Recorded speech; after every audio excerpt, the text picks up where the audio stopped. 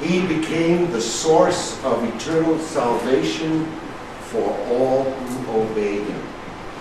A very poignant and important sentence that we hear in our second reading today from the letter to the Hebrews.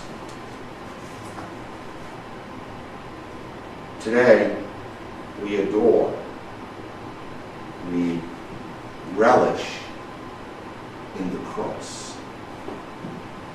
Seems like a contradiction, doesn't it?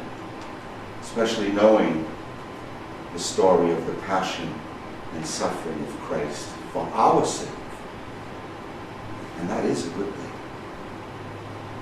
You see, for many, the cross may be to them a symbol of shame, humiliation, and disgust. For us, however, it's quite the opposite. For us, the cross is a symbol of love, hope, salvation, and victory. All good things. But how can this be? I once heard it said, and it was told to me when I was a younger boy about the cross, that when you look at the cross, what do you see? Two beams. A beam that runs vertical and a beam that runs horizontally. And that cross as a symbol of love, those beams point to, on its vertical axis, the height and the depth of God's love for us. And that horizontal beam that he stretched his hands out on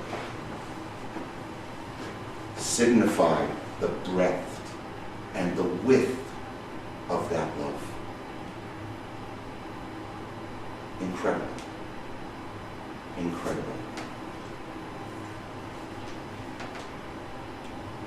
His reverence to God the Father, his obedience in suffering this passion, not for his sake, but for ours, is what brings us our salvation.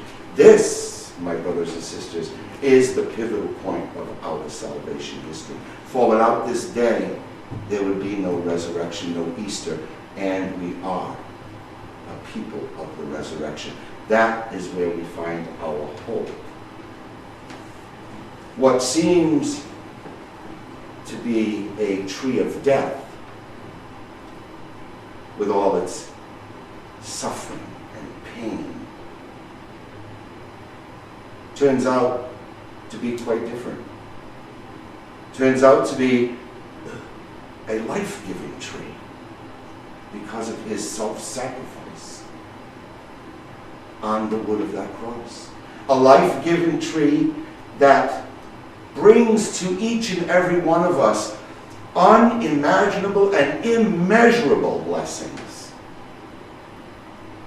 Awesome. Awesome. We had heard in the readings that by his stripes we are healed. And by his cross, that tree of death, we are redeemed. We've become reconciled through that sacrifice to God the Father. Here's a point of interest. Up until this point, it didn't matter if you were a sinner or saint. The gates of heaven were closed. You could not enter. When Adam and Eve was expelled from the Garden of Eden, an angel was placed so no one could enter. But the key to heaven, my brothers and sisters, hangs on a cross. And Christ is that key. Only through him can we unlock our salvation. By following his example, by emulating the same love, that same sacrificial, self-given love that he had demonstrated for us, we too are challenged as Christians to demonstrate likewise that love to others, regardless of who they may be. The cross is our victory over evil and death. It's our inheritance of salvation. And we gain that through Christ, who gave himself up unto death for our sake on this day that we commemorate. We're an Easter people because our hope lies in the resurrection. We know what comes after this. Unfortunately for the first century Jewish Christians, they didn't. Their faith was a little shaky. Our faith tends to be shaky. But have no doubt, your salvation is secured if you follow the commandment of loving God and loving neighbor. The two great commandments that encompasses all of the commandments. For love is what binds and heals all things. This hope in our resurrection, in life everlasting, gives meaning to our suffering and death. Because of the resurrection and our commemoration of this day brings us to that day of Easter. And so we dare to call this day of sacrifice a good day. So that cross, being the symbol of hope and victory, is the reason why there's a saying out there. A lot of religious people, a lot of other people will understand this, that there is no crown without a cross, and there is no cross without a crown. Excuse me. Or, for those who are athletically inclined, no pain, no gain. You see, we may find ourselves so caught up in our suffering that we forget that our sufferings complete Christ's sufferings. They are enjoined with him because of his love for us. We, in turn, must give all that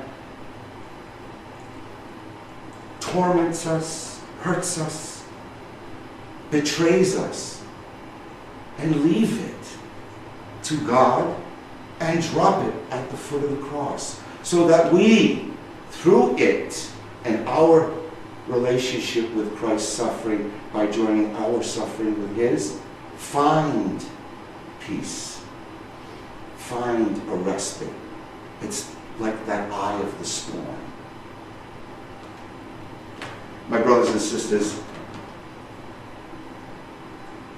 as we continue this 3-day sacred Triduum, let us be mindful that despite the trials, despite the anguish, despite the pain, we do not suffer alone.